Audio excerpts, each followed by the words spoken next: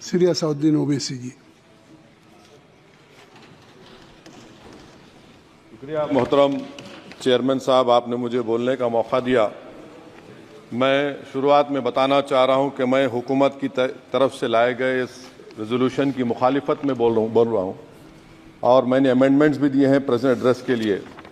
और चेयरमैन साहब, आप उर्दू को जानते हैं। किसी एक शायर ने शायद बरसर इख्तिदार जमात के लिए ये शेर कहा होगा कि उसूल बेचकर मसनद खरीदने वालों, निगाह अहले वफा में बहुत हक़ीर हो तुम। वतन का पास तुम्हें था न होगा कभी कि अपने हिर्स के बंदे हो, बेज़मीर हो तुम। इज़्ज़त नफ्स किसी शख्स की महफूज नहीं, अब तो अपने ही निगहबानों से डर लगता है। डंके की चोट पे जालिम को बुरा कहता हूँ, मुझे सूली से न जिंदानों से डर लगता है। मोहतरम चेयरमैन साहब, मैं आज इन लोगों की तरफ से बोल रहा हूँ जो दिखते तो हैं, जिनके बारे में बात तो होती है मगर उनकी कोई नहीं सुनता।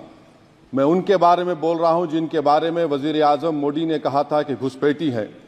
मैं उन बेटियों और माओं के बारे में कह रहा हूँ जिनके बारे में मोदी ने कहा कि ज़्यादा बच्चे पैदा करते। मैं उन मासूम नौजवानों के बारे में कह रहा हूँ जिनको मॉब लिंचिंग के ज़रिए मारा जा रहा है।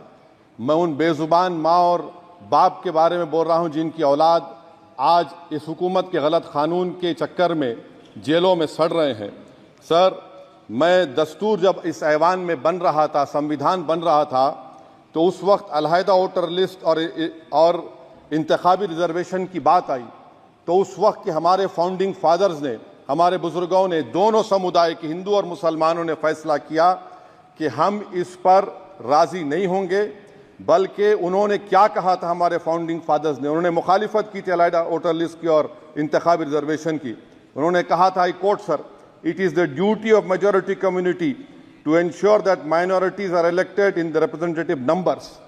बीजेपी मुसलमानों की नफरत पर जीतती है और मुसलमानों के नाम निहाद मसीहा मुसलमानों के 90% ज़्यादा वोट हासिल करते हैं, मगर फिर भी इस ऐवान के दरवाजे नहीं खुलते मुसलमानों के लिए और सिर्फ 4% मुसलमान जीत कर आते हैं।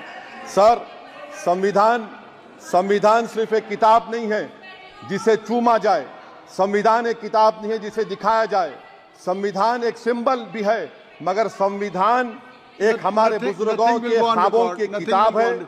हमारे जमहूरियत को हमारे बुजुर्गों ने इस तरह समझा, हमारे फाउंडिंग फादर्स ने इस तरह जमहूरियत को समझा कि इसमें हर समुदाय और मजहब और समाज के मानने वाले लोगों की राय को शामिल किया जाएगा इस मुल्क को चलाने के लिए। मगर इस ऐवान में सिर्फ 4% मुसलमान जीत कर आते हैं। मैं संविधान से जो मोहब्बत